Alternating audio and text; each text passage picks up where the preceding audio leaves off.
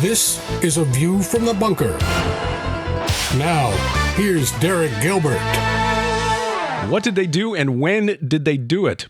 Welcome to A View from the Bunker. I'm Derek Gilbert. This is the most recent in a series of programs we are calling Iron and Myth. And the topic this week is, when did the Watchers fall? And if we get to it, where are they now? The rebellious Watchers that we read about very briefly in Genesis chapter 6. Joining me, the other participants in this irregular ongoing series of programs, Pastor Doug Van Dorn, Brian Godawa, and our friendly neighborhood PhD, Dr. Judd Burton. Guys, thanks for joining me again tonight.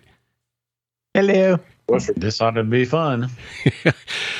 Judd, one of the things that really influenced me was hearing that interview, and I've mentioned this before, an interview you did years ago with Dr. Future on the old late lamented Future Quake program about your work at Caesarea Philippi, Panias, the Grotto of Pan, and how influential that is. And of course, that sort of grounds this whole narrative in the Bible of these rebellious sons of God who disobeyed, crossed the species barrier, and commingled their seed with humanity, taught us things we weren't supposed to know. I guess the question is that we have not yet addressed in this series: when did this happen, and when did any of the rebellions happen? When did was there something that happened before Genesis chapter 6? What are we dealing with here? Well, I think that the prime rebellion begins fairly early on in the first few chapters of Genesis. You know, if we want to call the larger overarching rebellion, the satanic coup that happens, if you want to couch it in political terms, that happens in heaven, happens fairly early on in the biblical narrative, in fact, in Genesis. And from our perspective, there's no reason to think that it happened all at once. From our perspective, it may have happened in a kind of snowball fashion, and that the idea caught on amongst different castes of angels. And one of the major groupings, contingents, if you will, because we're talking about multiple ranks in the Mount Hermon event, one of the big contingent groups to rebel and fall would be the Watchers. Some of that is challenging, to say the least, particularly if we want to stamp a date on it and say on this day and such and such year, this group. I don't really think you can do that, because I think it happened in chapters. That's really the position that I've come to take over the last several years. Brian, you've done a lot of writing on this, on the Chronicles of the Nephilim, Chronicles of the Apocalypse, Chronicles of the Watchers. You spent a lot of time studying this rebellion, or various rebellions, or stages thereof. What's your take on it?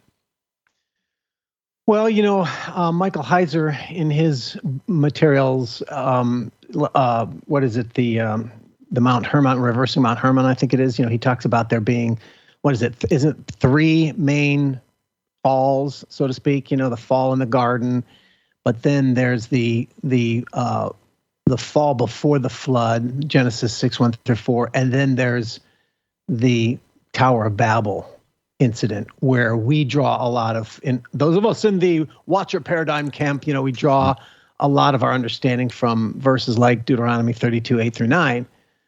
So, yeah, what Judd said is definitely one of those things where I don't see specifically. I don't, other than Genesis 6:1-4. When those sons of God come down from heaven. I know a lot of Christians believe. I think we've talked about this in previous episodes, but also Revelation 12. A lot of Christians believe that Revelation 12. Satan takes a third of the angels of heaven with him, comes to earth, and a lot of Christians believe that that's the pre-fall, or the Genesis fall, before the garden, I guess. But as I read that stuff, as I read that chapter, it looks clear to me that particular falling that's occurring there is connected with the incarnation of Jesus Christ, when God becomes man. And did we talk about this much in previous? We haven't talked about that. No. Yeah. Okay. So that's a whole different, ball of wax. But my point being, though, that I don't think there's very much description in the Bible of what it was like of Satan's fall necessarily, or of the Watchers, other than the couple texts we have, And so Genesis 6:1-4 is the one that I rely on most. And that's the days of, the days of Jared, when they come down, and that's still long before Noah, So, but then the second part would be when we talk about the Babel incident, Deuteronomy 32, 8-9. That's the particular most relevant to us now, in the sense that, we argue in our camp that that's when, the Gentile nations were placed under the authority of the sons of God, and so that, I guess, will be part 2 of the discussion. But yeah, that's kind of not a lot. I don't. There's not a lot that we can make definitive conclusions on, other than that there was. Doug, you addressed this in your book, Sons of God, Giants, Sons of the Gods. Do you have any thoughts as to when that rebellion might have taken place, if we're going to put a date on it from an archaeological standpoint, in terms of prehistory, when that might have taken place? Well, so I think we know that the Jews believed that the one before the flood, that led up to the flood, happened in the days of Jared. I mean, there's a wordplay going on in Enoch about descending, which is what the word Jared means. They descended in the days of Jared. So I'm comfortable with that particular fall, but I think that it's probably right that there was multiple falls with multiple, I don't know if it's kinds of beings or just different ranks of brothers or whatever is going on. It's interesting to read some of the pseudepigrapha with regard to the fall of Adam, and to kind of see that, I think this is in the life of Adam and Eve, that particular book, that story, where God makes man, and then he parades Adam in front of Satan and basically tells Satan to bow to Adam. And Satan's like, I don't think so. It's not going to happen. He's a ball of mud.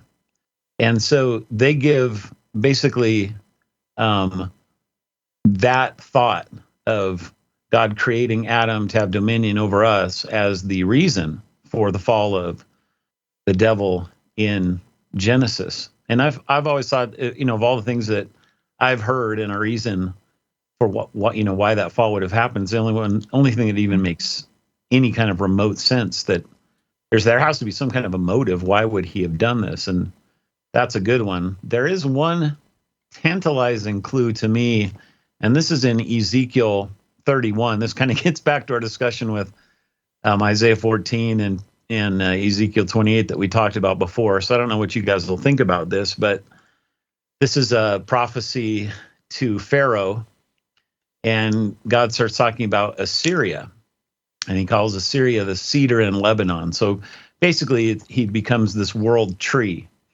And in that text, it starts talking about how all the trees of Eden are going to fall, and they're going to be punished in Sheol. It's a very similar idea to the fall of whoever that being is in Isaiah 14. These will be punished, down in Sheol, but it personifies these trees, the trees of Eden. So what in the world could that possibly be? And I think that there's some reason to think that,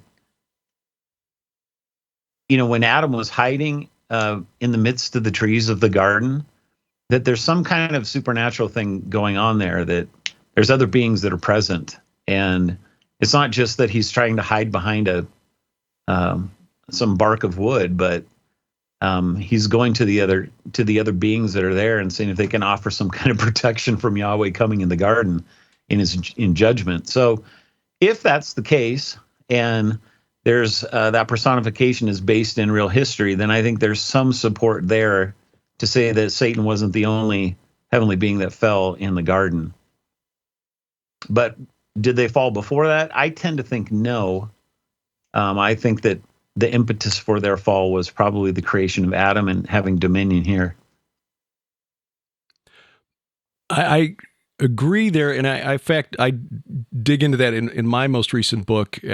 And the thing that I thought was really interesting about Ezekiel 31 and 32, and then the corresponding reference to Assyria or the Assyrian in Isaiah 14, are these connections to the netherworld and the connections to Bashan and Lebanon.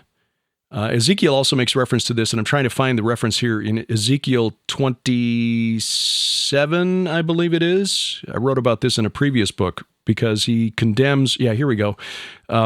Ezekiel 27 is kind of a parallel of the condemnation of Babylon in the book of Revelation, in that the lament for Tyre and the destruction of Tyre is kind of echoed by John in the book of Revelation. But Ezekiel points out that Tyre, which was the maritime power of the ancient world, the Phoenicians were the great sea power of antiquity.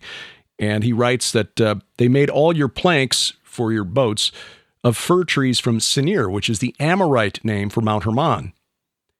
They took a cedar from Lebanon to make a mast for you of oaks of Bashan. They made your oars. And I think he's making a point when he's connecting Tyre to Hermon, and specifically using the Amorite name for the mountain. I mean, the Phoenicians were just the Amorites of a more modern era. They were called that because they came up with the purple dye that made the Tyrians really, really wealthy. The Greek word for purple is like punic, I think, or something similar to it. Punis. So you've got a connection there, and the Assyrian. I realize there's not a lot of scriptural support for this, but I went out on this limb anyway. That the word for Assyria in Hebrew, Ashur, is the same word that is translated as the Assyrian, even though the definite article in Hebrew, ha, meaning the, is not present. It's also the name of the chief god of Assyria, Ashur, who was the Assyrian Enlil. So I argued in my book, say, what if those condemnations are directed at Enlil, the creator god of Mesopotamia, where the Israelites in the time of Ezekiel had just spent, or were just beginning their time in exile. And then I go on to identify who I think this character is in history. I think that's the same entity as Shemaiah, the leader of this Watchers' Rebellion on Mount Hermon. Now, again, it's speculation because the Bible doesn't say so explicitly, but I suspect that 2,500 years ago, Ezekiel's readers and Isaiah's readers would probably have had a better context for what they were writing about than we do today. Where did you say Asher was being mentioned? I lost my place here. I was in Ezekiel 27, was it? It's in Ezekiel 31 and 32. Okay. And 31 is where the trees of Eden are located. Right. And it's so is it 3? Behold, Assyria was a cedar in Lebanon? Yeah. Gotcha. But then you also see it in Isaiah 14, where God says he will break the Assyrian on the mountains of Israel. But the definite article in Hebrew, gotcha.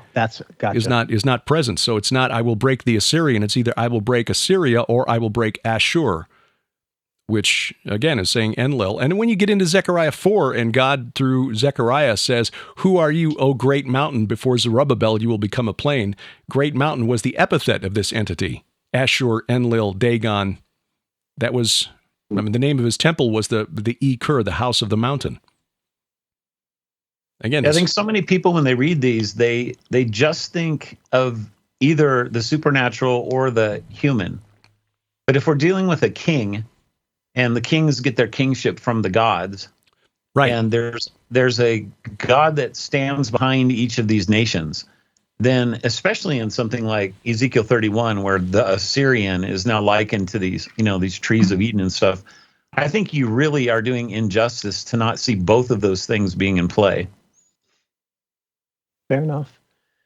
Now, we're trying to be careful not to read too much into the text. I mean, it's possible to go overboard in that, but yeah, definitely. Well, so the Watchers. Okay, so we draw a lot of our notions from the book of First Enoch, and while it's helpful, etc., there is something here that I've had to sort of just, I don't know, admit or acknowledge that it is also something that we're making connections to that I think are fair, but nonetheless we are making connections that are not always explicit, and that is the connection of the Watchers with the sons of God, who have been appointed to the Gentile nations in Deuteronomy 32, right? The sons of God, and also the sons of God in Genesis 6. And the word watcher in biblically is only used in Daniel 4, and they're heavenly beings who are announcing something, And so one of the things that I've had to sort of, like I say, acknowledge is it's sort of like drawing all these together, you kind of come to the conclusion that these sons of God, bene ha-elohim, bene Elohim, bene Elim, these various versions are used synonymously with the Watchers. But I will say, you read in Daniel 9, where it talks about the Prince of Persia and such, doesn't use Watcher there. But if the Watchers are the sons of God who have been allotted to the nations, Deuteronomy 32, then are we right in connecting those two and saying, well, those are the same as the Watchers mentioned in Daniel 4, and are those the same as the king of Persia and the king of Greece? I operate that they are, but I admit that it's a connection being made. It's not always as explicit as I would like it to be, if that makes any sense. Yeah, I think that we're on safe ground to say that most, if not all, of the Jews believe that. They make it very explicit in many, many, many writings. But I also think, if you just stand back and you go, okay, so you have a divine council. We know that the sons of God are on the divine council, just from a purely biblical point of view. We know that the point of the divine council is to decree things on the earth. And so the Watchers are not just in the only place they're mentioned for certain in the Bible is Daniel 4. They're not just announcing a message, but they also tell Nebuchadnezzar that this is from the decree of the Watchers.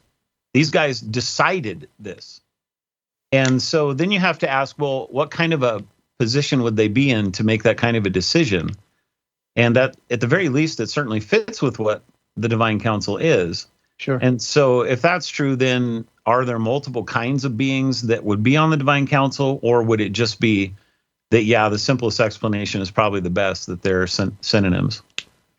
Well, I think that's a really good question. When you look at the description of the entity in Ezekiel 28 and compare it with Genesis chapter 3, when Ezekiel 28, the rebel from Eden is described as the guardian cherub who covers, but in Genesis 3, he's a nakash, which is the word usually translated serpent.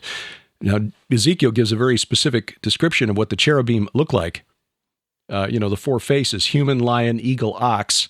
And in Ezekiel 10, it's even more specific, where it's human, lion, eagle, cherub. So the cherubim probably are bovine in appearance, sort of like those big, bull-like winged things that stood outside the palace in Nineveh for the Assyrian kings.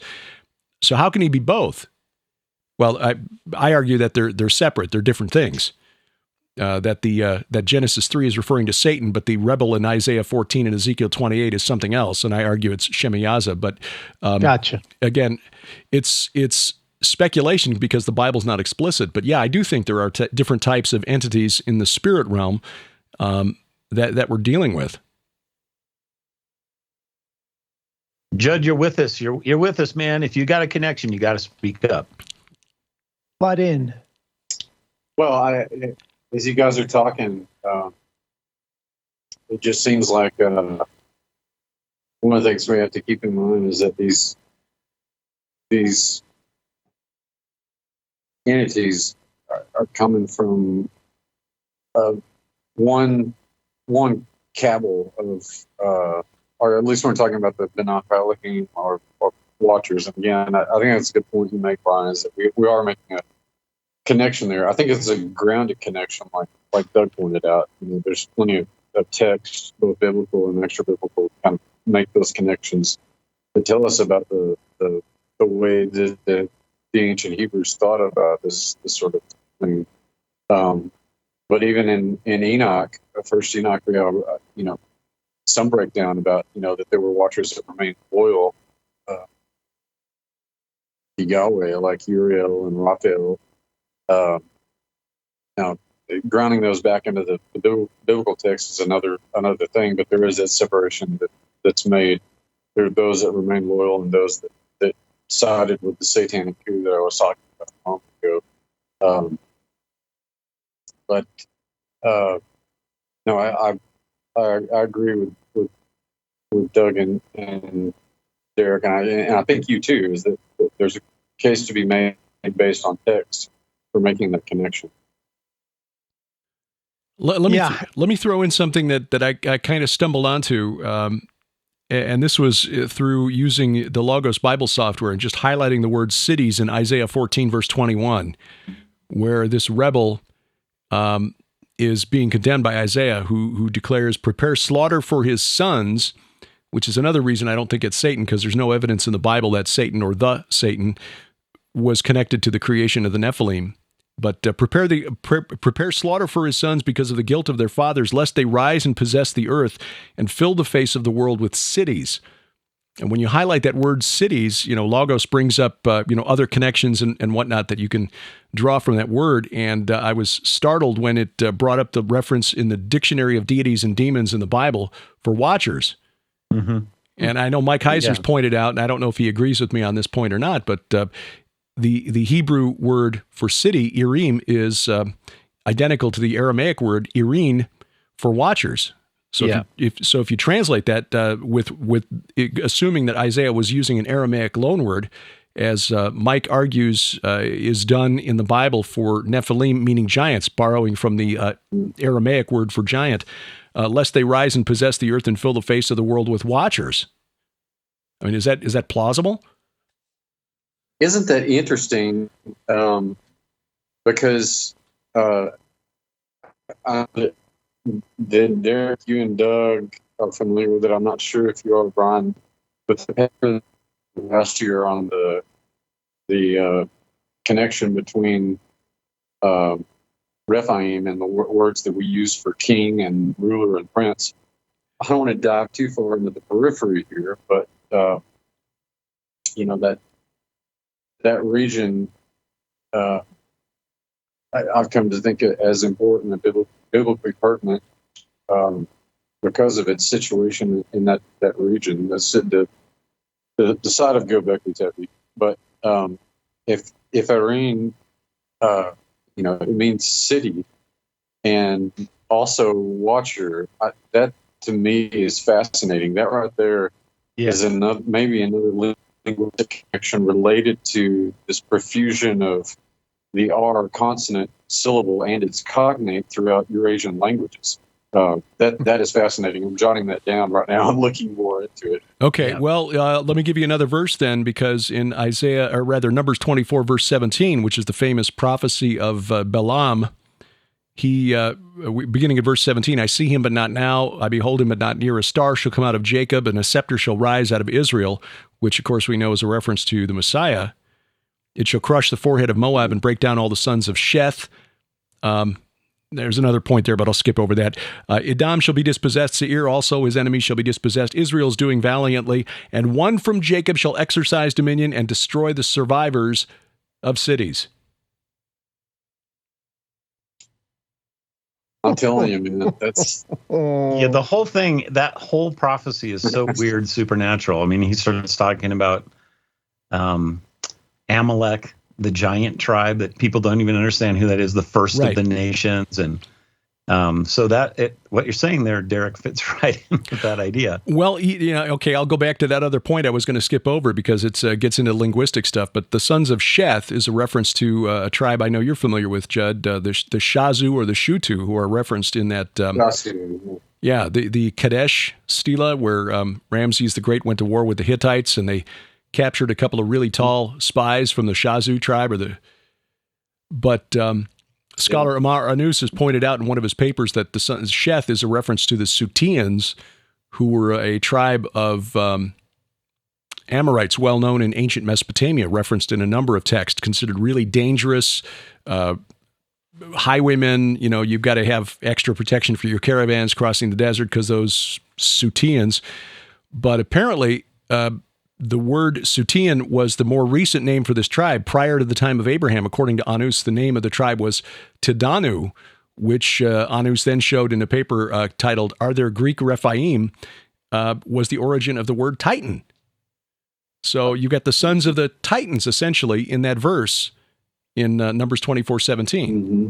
So is he just talking about these tribes that were supposed to be really dangerous desert dwellers, the Bedouin essentially, or was this sort of a backhanded reference to the sons of the Titans who would be the Nephilim? So we've got the fall or whatever, the what would you call it, the incursion or the watcher, the sons of God, Genesis 6, which, you know, Enoch talks about there being 200, right? But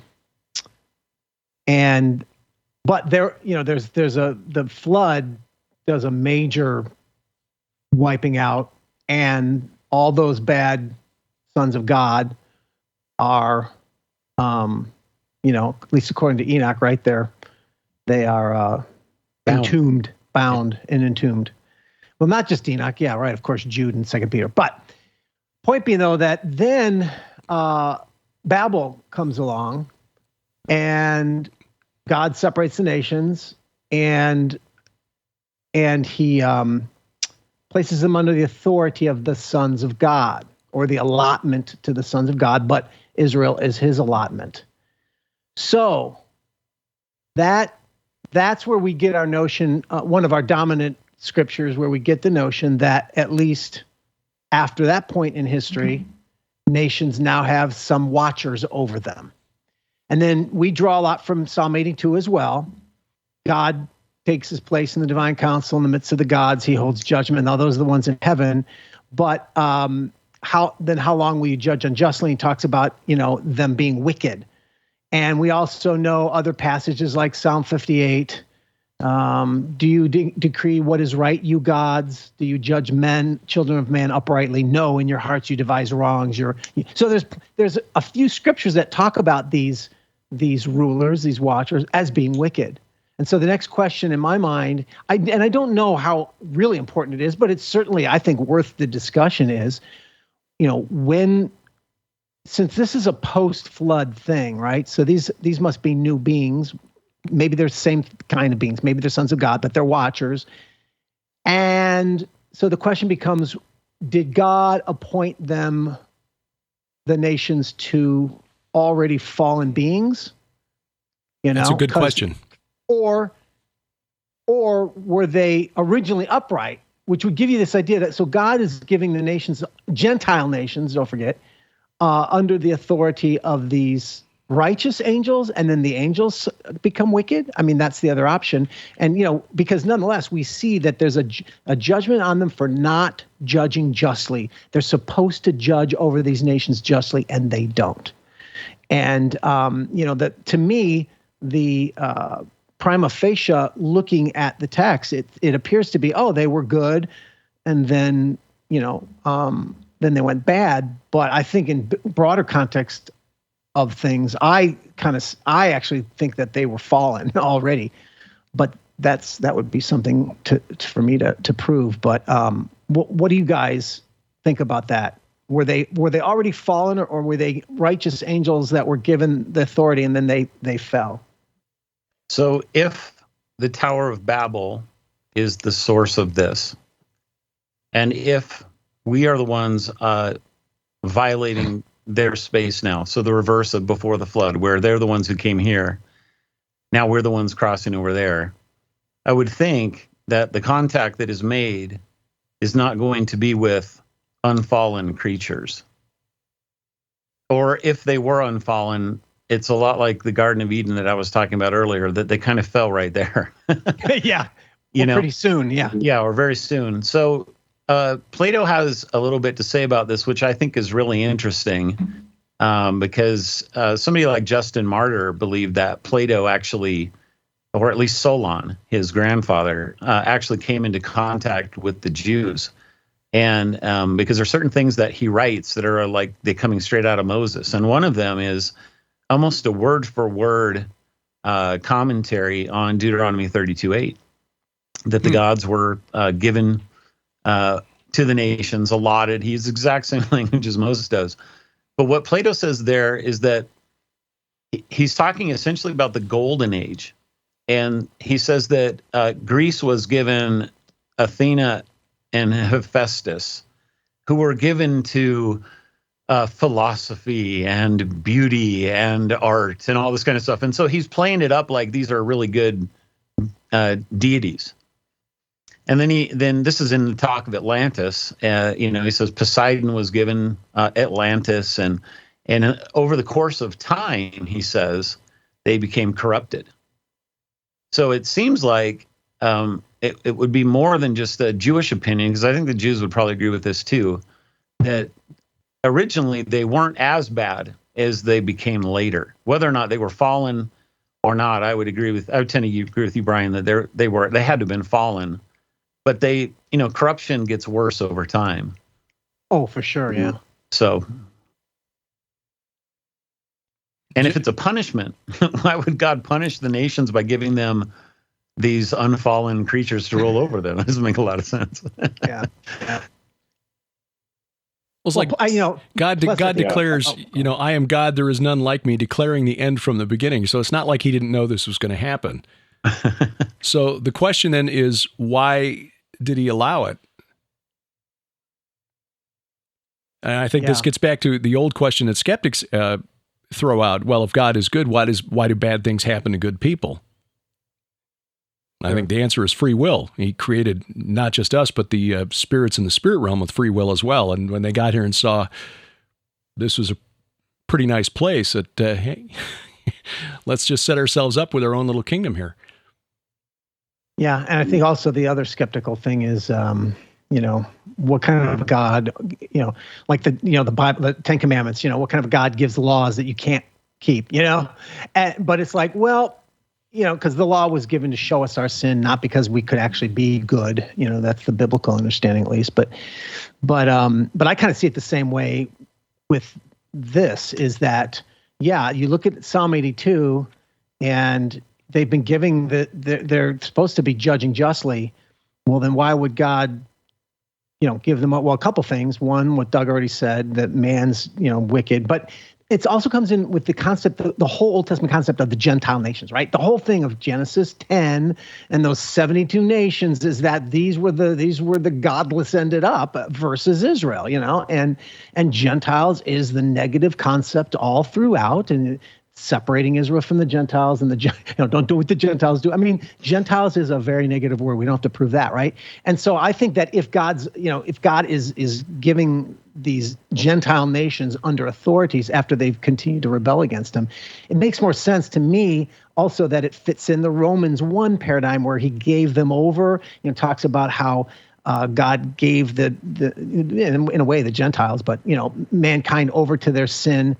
And so it's sort of like, if you're going to, how I always describe it is like, if God is going to be punishing, he's going to place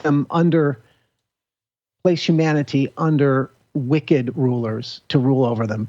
It would still make sense for him to say, for him to have that righteous law of, you are under them, you are their authorities, you should rule. It's more like saying you should rule justly. They don't. And they won't, but they should. And so, and that commandment of that you should rule justly is also illustrating and showing that they're wicked, because if he just gives it to them and gives them no commands, then who can say what is right or wrong for these watchers, right? So that's how I see the big picture too, weaving in with other biblical concepts. Like I said, I don't think it matters theologically in our case because it's way after the fact. And if you look at the earliest place where it talks about these watchers being fallen at best, as far as I know, you guys can correct me if I'm wrong here, but is the Deuteronomy passage, Deuteronomy 32, later on 17, where it says, Israelites came into Canaan, they worshipped gods that were not God, they were demons, right? And so at least there's this notion that, these gods are already fallen, at least by that time, by the time of the Exodus, right? But one step for I lost my train of thought, but anyway, that makes the point that at least I was trying to make at first. I think there could be one other aspect we haven't talked about, which is that. So why does the Bible want to call them sons of God so much? Why not watchers? Why would he use that term? And I think that that's a really important thing. And Mike has brought this out in his work, and I think it's really important. So I think it goes back to dominion. If God originally gave the Son of God, Adam, dominion, and then Adam blew that dominion, essentially, I think the idea is that he was disinherited. Okay, so if he was given a place on the divine council, which I think is essentially what Eden is, and he's the human representative, and he's the one disinherited, well, who is going to inherit the rest of this place? Got to be somebody, and he has other sons, so why wouldn't it be them? Maybe there's something legal going on there. And so we always talk about the other end of it, where they're disinherited because of Psalm 82, but they're disinherited so that the Son of God, Jesus, can end up inheriting all things and then giving that back to his brothers who have faith in him, who have now become true sons of God. So I think there's something more than just, even free will and stuff like that. I think that there could be something legal that's taking place there. Sure. I think at least part of it is that it's just a kind of badge of judgment, a badge of shame. By calling them that, but given their fallen and rebellious state, it immediately illustrates the position that they've lost, that they've been removed from. Yeah. We discussed this with Timothy Alberino a couple of months ago. Actually, it was last summer already. And he raised an interesting possibility that is in his book, and I'm forgetting the name of the book now. Anyway, it's his most recent, his only book, but really some interesting and deep thought, which is really not fair, because not only is he a deep thinker and a really elegant writer, he's out there, hacking his way through the jungles of South America with a machete. You were paused for a long time there, Derek. Probably. Yeah. Okay. Well, right before you launched off into your explanation, so we pretty much missed it all. Yeah, we missed the whole thing. Well, it got recorded on this side, so that's all that matters. No, okay. We discussed this with Timothy Alberino last summer as we were talking about his book, and he speculated. Birthright is the title of the book, and that was what it's all about: is that humanity was created specifically to rule in this domain, and the sons of God, being of a different stuff, were created to rule in a different domain. I mean, which is hinted at by Jude when he writes that the angels who sinned kept not their first estate, or left their proper dwelling place, and that's why Christ had to be both fully divine and fully human, so that he could essentially become king of the world. Which is why these sons of God can't do it. They don't have the right to do it. So I think, Doug, you may be onto something there, that there's a legal aspect to this, that it's got to be a human who eventually ascends, if you will, to the throne of earth. Mm-hmm. Yeah. Which might explain the creation of the Nephilim. Maybe that the whole point there was to try to create a half human, half divine who could fill that role. Yeah, it certainly does have the hallmarks of a mockery of the very incarnation of the Son of God. The Nephilim do, don't they? And those are the kind of connections. And then in Psalm 82, which for my personal pitch, I've written a book on called Psalm 82 that you can buy on Amazon, in paperback, audiobook, and ebook. Anyway, I use Psalm 82. What I like about Psalm 82 is it kind of does have the narrative that we are eventually walking through, about the watchers, what where they come from, what their responsibility was, and then what is their ultimate end, and in a way, I think it kind of bleeds into that next component that we were talking about. Whenever they became wicked, they certainly have been wicked, and they are wicked, etc. And so then the question becomes, or is it too soon to be asking that question? Do we even have time to start launching into that? When do they get judged? Because in Psalm 82 talks about how you are God, sons of the Most High. Nevertheless, you shall die, fall like any prince. Arise, O God, judge the earth and inherit the nations. So there's a couple components there that are linked to their end of those sons of God. Is that what we can talk about next, or should we wait till another session? Or maybe that could be the next session. We could focus on the death of the gods. But I will say this: there is a good argument for there still being gods, because have you guys seen Moon Knight, the Marvel series Moon Knight? Just the ads. Yeah. Yeah, they have Egyptian gods.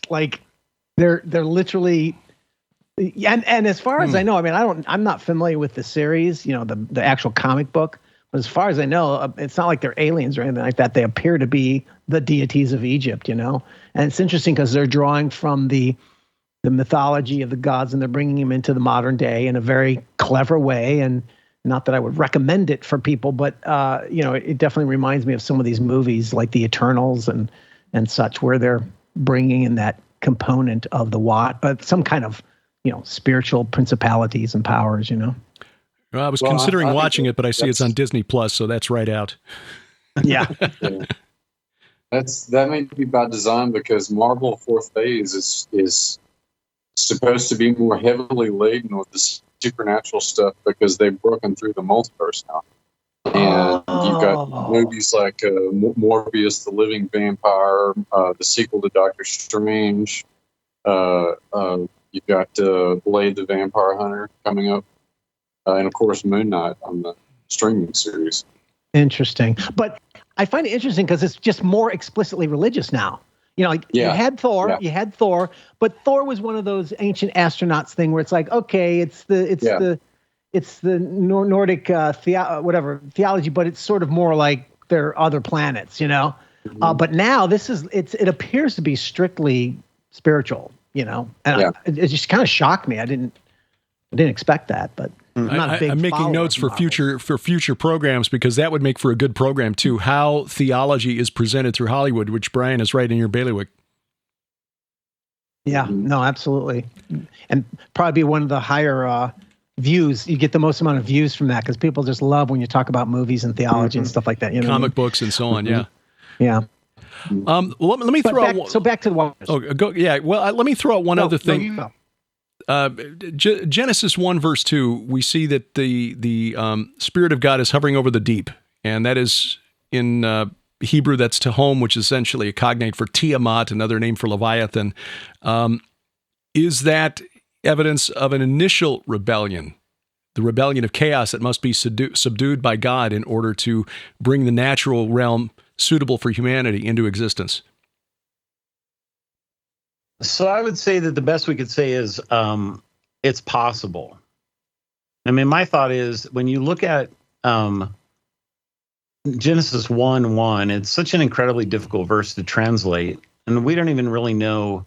Scholars are not certain on what its function in the rest of the chapter is. Is it like just an introductory verse? Is it a summary of the whole chapter? Is it all part of one long sentence that goes all the way through verse 3? And it's just it's notoriously difficult to translate. But I think just looking at it theologically, if you think about the flood, and what is the flood? It's really a returning of the earth to the condition of Genesis 1:2.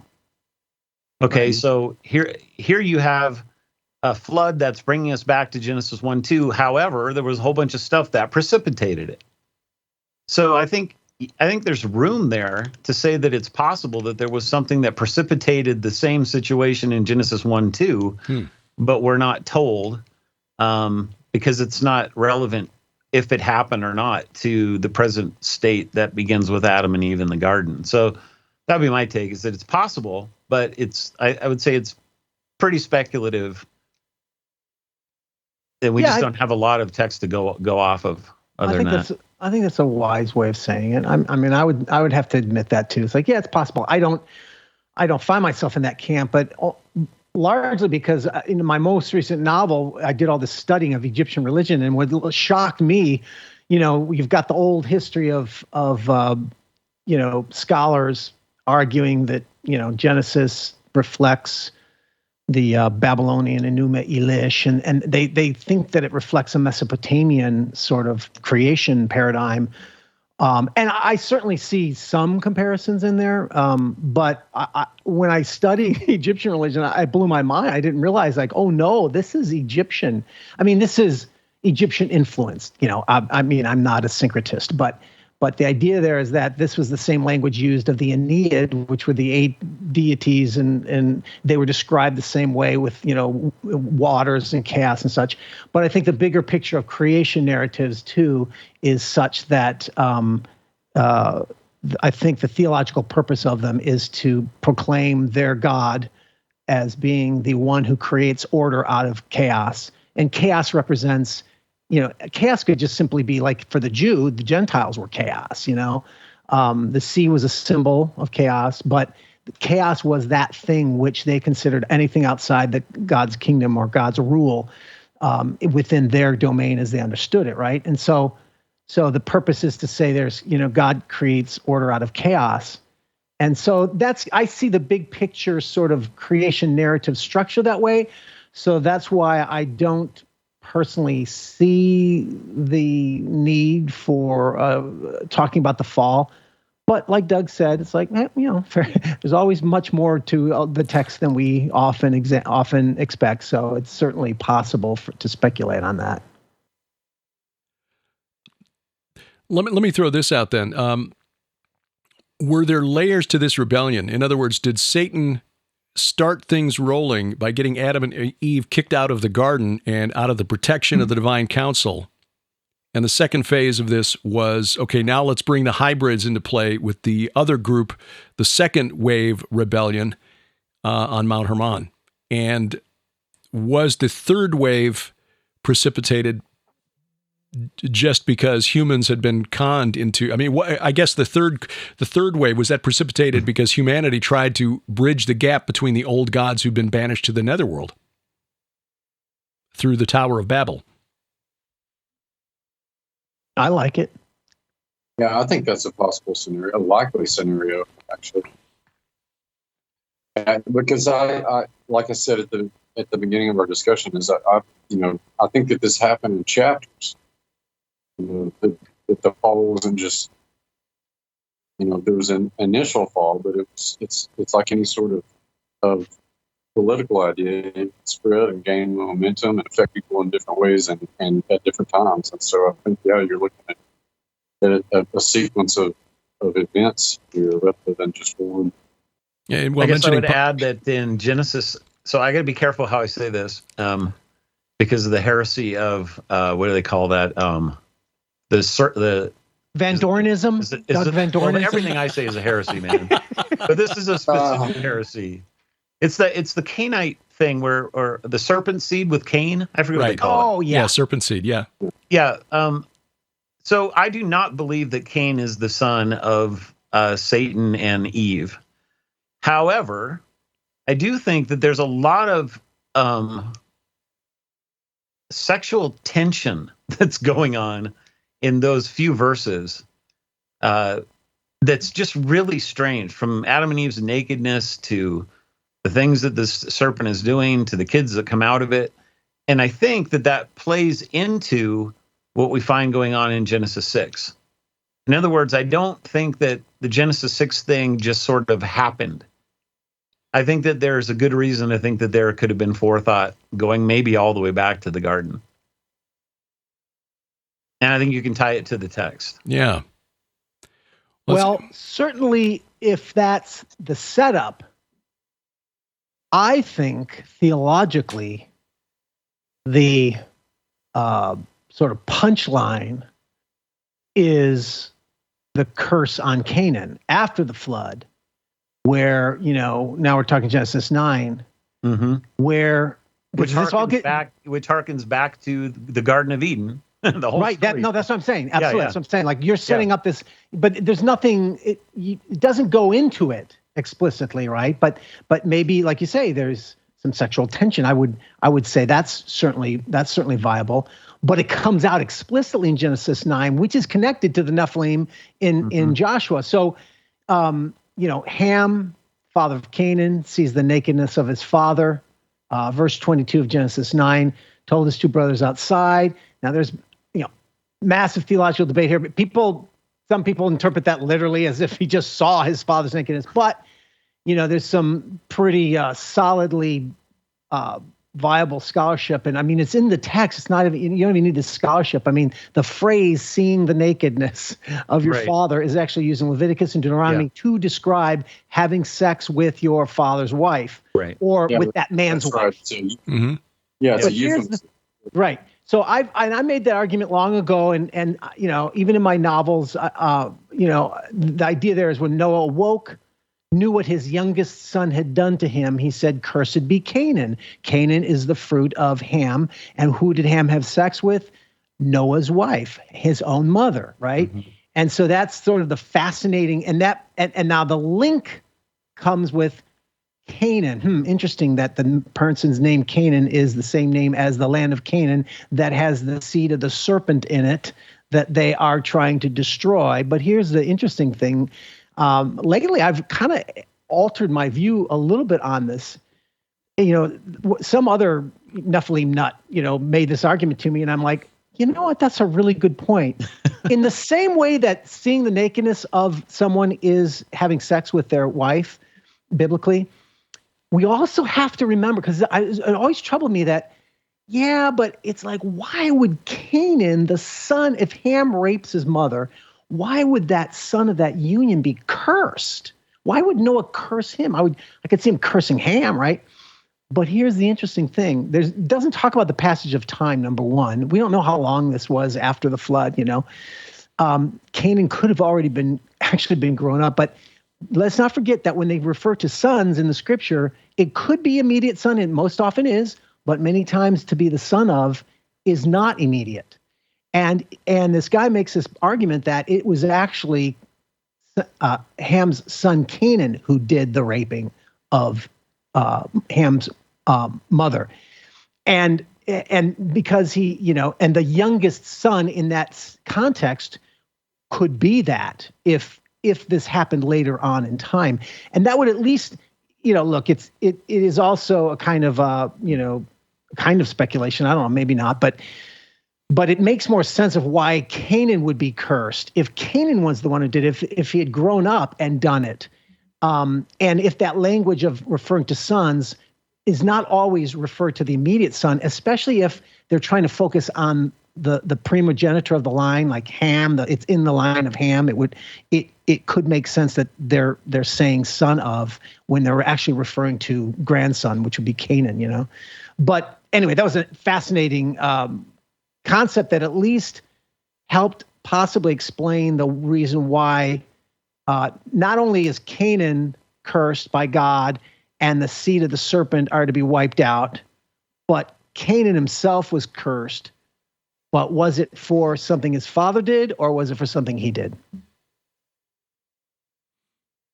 No, again, only speculative, but lest people think we're trying to read too much into the text, there are a couple of examples of this happening in the Bible where Reuben, the oldest son of Jacob, goes into his father's concubine, Bilhah, and then Absalom does it to all of David's concubines during his rebellion, and he does it on the roof of the palace so that everybody can see. It's pretty crude, but it's like a dog marking his territory. I'm the man. The old man can't stop me. That's right. It's a dethroning of who Noah is. Yeah. It's funny when you think about the Greek Noah. I think his name is Nereus. He's just this pathetic old man. And that's kind of the scene that you get with Noah after this happens. I mean, it's like this just destroyed him, Oh yeah, and by the way, that is a common in ancient tribalism. That is a common notion of you assert authority over the tribe by taking that tribal leader's wife. Absolutely, absolutely. Yeah. But anyway, this is all related to what we're talking about, because that's the curse on Canaan is the curse of the land of Canaan. And that, of course, is eradicating the Nephilim. Mm. Well, and in fact, it leads to the lineage of the Nephilim, because Nimrod comes from that, as do many of the other giants. So That's right. a lot of people think that the giants only come from Ham's line, but I don't think that that's true, because you can trace a couple of them, at least in extra biblical literature, to Japheth, I think. But I think you're right on the money there, that the cursing of this guy leads to the very same things that we see in Genesis 6. Well, it's fascinating, and it's intriguing that there's just that there are these little clues that are sprinkled throughout Scripture. I mean, none of this is essential to salvation, which is very basic, just accepting the historic fact of the resurrection of Jesus Christ, understanding that he died for our sins, rose again on the third day. But it does help us to understand. Thank you, Derek. Thank you for saying that. You know, I'm sorry to interrupt, but it's just like we need to keep verbalizing this, because sometimes those of us in this stuff can get so into the details of all these theological obscurities and esoterica, and it's like, you're right, man. What matters, we got to keep in mind, what matters the most is the resurrection of Jesus Christ, which is interesting because that is connected to the next topic of discussion on our next episode. So absolutely. I'm sorry, were you leading into that and I stole your thunder? No, I think it was a perfect segue. I mean, hey, I try to be like a point guard here, pass the ball so you guys score. But no, I think that's brilliant, because that's really what this is all about. The death of the gods and the fact that they will not be resurrected. And, Isaiah had stuff to say about that. Isaiah chapter 26, when you actually read it in context, it's like, oh, okay, we'll be resurrected. They won't. Cool. And that's what Paul writes about in that very same chapter, which is kind of what I was referring to. 1 Corinthians 15 makes it very simple. The gospel I preached to you, which you received, in which you stand, and by which you are being saved. Very simple. He was buried. He died. Christ died for our sins in accordance with the Scriptures. He was buried, raised on the third day in accordance with the Scriptures. That's the gospel. That's the heart of it right there. It's that simple. And we as fellow Nephilim nuts to just plead with our audiences, to remember, and for us to remember that that's our goal, is to share the gospel of Jesus Christ and his resurrection with others. And we've got to be careful not to be so caught up in these minute details of theology that we minor or major on the minors, instead, and minor in the majors. And and I don't, sorry to sound preachy, but it's kind of rooted a lot in what I've been experiencing in my church in the last couple of weeks. They've been encouraging that, and just really, remembering that gospel is the main message that we have to people, and that everything has to be ultimately rooted and pointed towards that Amen. Glory. So, amen. Well, let's close on that. Doug Van Dorn, pastor. Forgive me, Doug. Your church again is the Reformed Baptist Church of Northern Colorado. I was going to get about half of those words in there, so I'm glad you were right. It's a lot. Award-winning Hollywood screenwriter Brian Godawa, and as I call him, our friendly neighborhood PhD, Dr. Judd Burton. Yeah, late at night, and the blood sugar is beginning to crash. Thank you for paying attention, and check the show notes for the websites for all of our guests, and we'll be doing this again sooner rather than later. Next time, the death of the gods. Iron and Myth 5 already recorded, and we will have that for you in the month of June as we continue this series with Dr. Doug Van Dorn, Brian Godawa, and Dr. Judd Burton. Fascinating guys, and who knows, over time we may include some other guests as well in that roundtable discussion. Coming up, the sanctions against Russia are having exactly the opposite effect. And, gasoline has hit a record high here in the United States, but good news, the Biden administration has managed to bring down the price of crack pipes. That and more as A View from the Bunker continues straight ahead.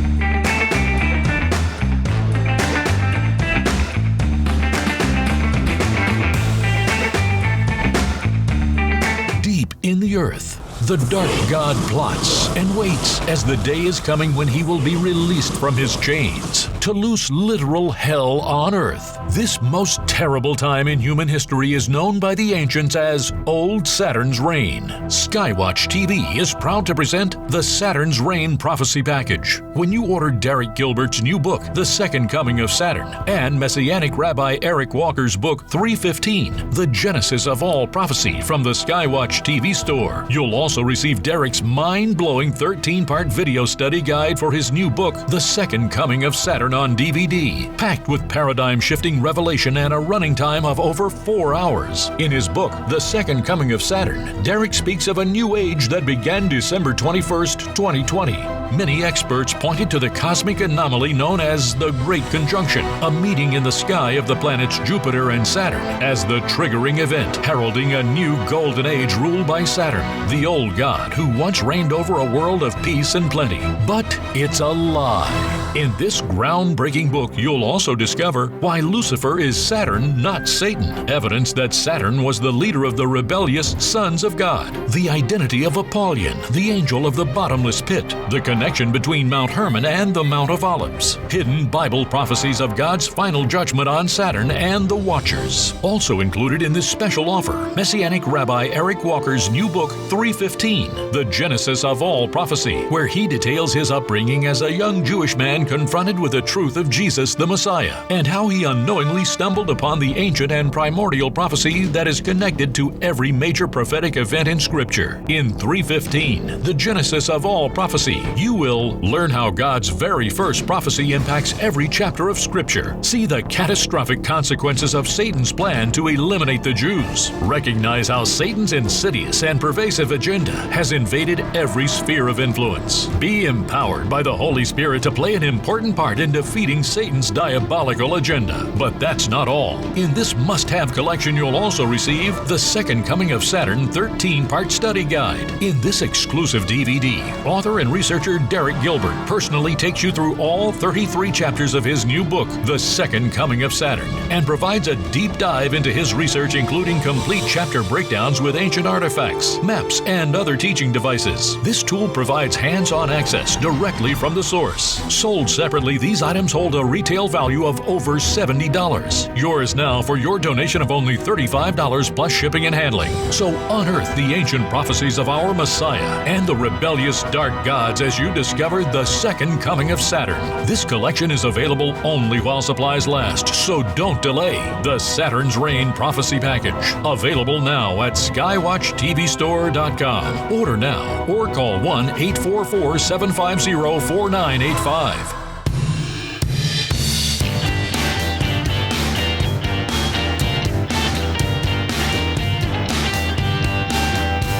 Talking the Walk every Sunday night from the beautiful Missouri Ozarks. This is A View from the Bunker. I'm Derek Gilbert. You find us online at vftb.net. That is our main webpage. You can also go to gilberthouse.org, gilberthouse.org. That is our, well, really, that for Sharon and me is our global web hub. It's also where you find our weekly Bible study, the Gilbert House Fellowship, verse by verse through the Bible in chronological order, posted about midday every Sunday right there.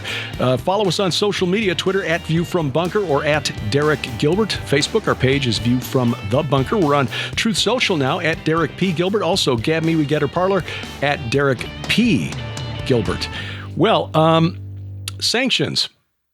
It was the intention, we were told, of by Joe Biden and our European allies, Boris Johnson, the rest of the EU, that we would basically starve the Russian economy by putting the brakes on purchases of commodities, including corn, wheat, oil, gas. But it's turning out that that's a little more difficult to do than actually saying so. The Europeans, especially the Eastern Europeans, are heavily dependent on Russian coal, oil, and natural gas. But even the biggest consumers, Germany, I mean, that's the whole point of the Nord Stream 2 pipeline, was to deliver gas directly from Russia to Germany and bypass Ukraine. So it is turning out that this is more difficult than people thought, except for people that have, a brain, who saw that this was going to happen right from the get-go. It is now being confirmed by a German think tank that found that Russia's oil and gas revenues hit a record high during the month of April, 1.8 trillion rubles in a single month after 1.2 trillion in March. Now, again, this is with sanctions in place to starve Russia of the money that it needs to wage war. So it's not working. According to this German think tank, after only 4 months of 2022, Russia's federal budget has already received 50% of its planned oil and gas revenue for 2022. Russia is receiving about 50% more oil and gas revenue per month than they budgeted for. Bloomberg has confirmed this. So the restrictions on oil and gas, which has driven gasoline prices to the highest level ever in the United States, went up over $4 a gallon on average in all 50 states of the United States this week. That's the first time ever that this has happened. And analysts are saying we'll probably see $5 a gallon on average by the 4th of July. So we're paying higher prices, and Vladimir Putin and Russia is collecting more money than was budgeted. Now, I am, for one, tend not to believe that people rise to the highest levels of government, especially in the United States, by being complete idiots. They might have some wacky beliefs, like the Green New Deal, but they're not idiots.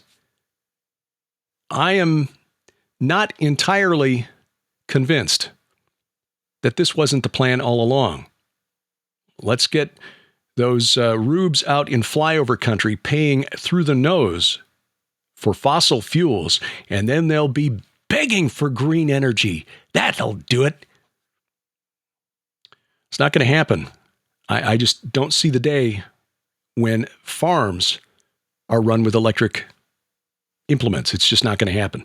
But anyway, clearly that's not happening. Also, we've got a perfect storm that's lining up in the wheat industry.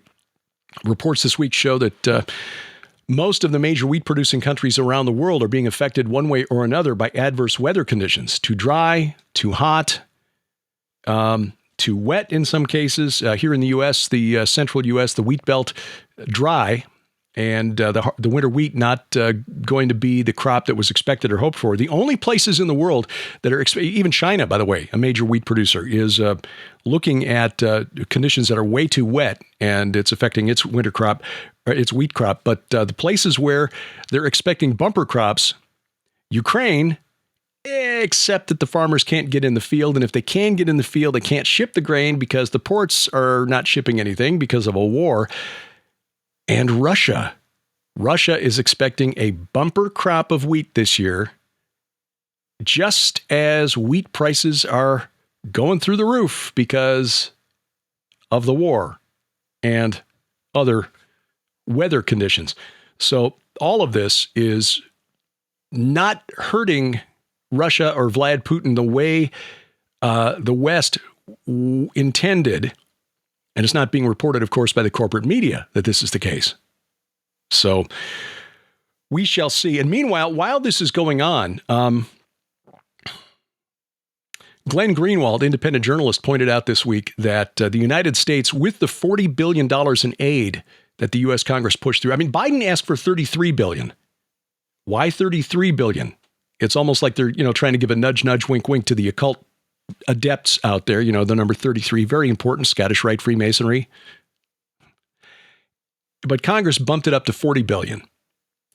Now, we've already sent about $15 billion, various stages. About every 2 weeks, beginning in February, Biden announced another several $100 million in aid sent to Ukraine.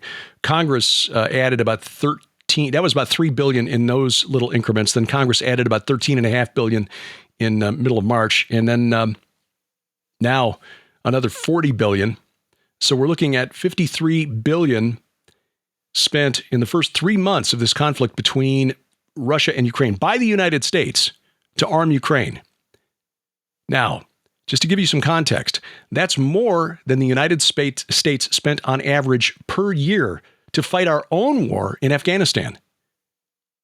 The average amount spent by the U.S. in Afghanistan per year while we were there was about $46 billion. And here in 3 months, the United States is sending $53 billion to Ukraine. This is getting awfully close, in fact, to Russia's annual expenditure for its entire defense budget. Something like $66 billion, I think, is the report. The United States spends 3 times more than the second company on the list of annual defense expenditures. The United States spends 3 times more than country number 2, which is China, and spends more than the next 12 countries combined. So somebody is benefiting from all of this. That's always the important question to ask when anything hits the news. Who benefits? And according to Greenwald, of this $53 billion that the United States taxpayers are now on the hook for, $53 billion in 3 months. Some of it will be economic and humanitarian aid, but the majority, more than half, is going to the weapons industry, the military industrial complex. That's who wants this war to last. War is a racket, and sadly, business is very, very good. Pray for the people of Ukraine because they're caught in the middle of this, and soldiers on both sides in the front lines who are fighting for Raytheon's stock value. Well, the Skywatch TV Defender Conference continues through August 13th. Take advantage of that because not only do you get a couple of dozen cutting-edge presentations, Tom Horn's presentation on the transhumanist movement and its goal to essentially turn us into God-men through science. That's a documentary in and of itself. Tyler Gilreath's presentation on Leviathan, Tiamat, Taming Tiamat, and a lot of others. The list is at defenderconference.com. Tom Horn added as a bonus, a free bonus, access to all 5 of the Skywatch Films documentaries, which includes his The Secret Destiny of America and Belly of the Beast, which look at the occult symbolism in Washington, D.C., and the prophetic significance thereof. Inhuman, the next and final phase of man, is here, the award-winning documentary that started all of this for Skywatch Films back in 2016. And the award-winning Silent Cry, Josh Peck's documentary on child trafficking for occult purposes that won a Gold Telly in 2021, one of only 5 films to receive the Gold Telly out of 13,000 entries. So you get access to all 5 of those films in addition to the 24 presentations for your registration, and you can do that at defenderconference.com. As you are watching this, assuming you're watching this on Sunday evening, we're wrapping up the Homeward Bound Conference in Colorado Springs. We'll be returning back to the Ozarks tomorrow, and I am certain that there will be DVD sets of the conference after the fact. I talked twice. I'm speaking in the past tense, even though it's still future for me, but that's, time travel through technology. It's really, really quite cool. And some other great speakers that you want to see. If you didn't have the opportunity to take advantage of the streaming video, keep an eye out at Prophecy Watchers' website for the DVD sets, prophecywatchers.com. L.A. Marzulli, Mondo Gonzalez, Ryan Pitterson, Dr. Ken Johnson, Bill Salas, many others. It's well worth it.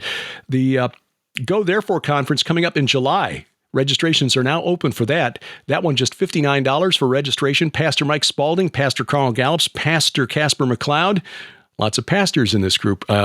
Dr. Michael Lake, David Heavener, Coach Dave, Kenny C., Tom Dunn, and more. This will be July 29th through 31st. Sharon and I will both be speaking at this event. This is at the Harvest Revival Center in Brookville, just outside Dayton, Ohio, and we hope you'll join us there for that. Skywatch TV's tours of Turkey and Israel. Turkey, October 18th through November 3rd. I talked last week about that really cool new discoveries coming out of Karahan Tepe. We are looking forward to seeing some of the artifacts from there and seeing Göbekli Tepe with our own eyes. We're both reading now a novel written by the guy who wrote the piece for The Spectator in the UK about Karahan Tepe. So, kind of firing the imagination here and maybe get back to writing some fiction myself here sooner or later. Skywatchinturkey.com to find out more and reserve a spot in the Turkey tour and the Tour of Israel, March 19th through 30th of 2023, with an optional 3-day extension over to Jordan.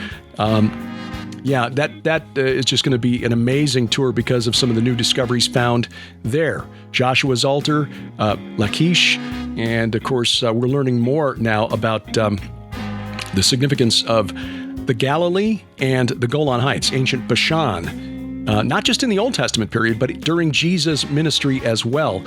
And looking forward to seeing the Serpent Mound of Bashan and recognizing it for what it is this time. I mean, we saw it when we were there before. We just thought, oh, hill between Gilgal Rephaim and Mount Hermon. Interesting. Yeah, didn't recognize it at ground level. More on that at skywatchinisrael.com. If you get a spare moment, we appreciate you leaving us a review or a review for us at Apple Podcast, Google Podcast, Amazon Music, iHeartRadio, Spotify, Spreaker, Stitcher, wherever else you find us, which is, of course, wherever fine podcasts are sold. Give us a like on Facebook at the View from the Bunker page. And remember our announcer, the inimitable D.C. Good. A View from the Bunker is a production of Gilbert House, released under Creative Commons Attribution, Non-Commercial, No Derivatives 4.0 International License. We wrestle not against flesh and blood. I'm Derek Gilbert, and this is A View from the Bunker.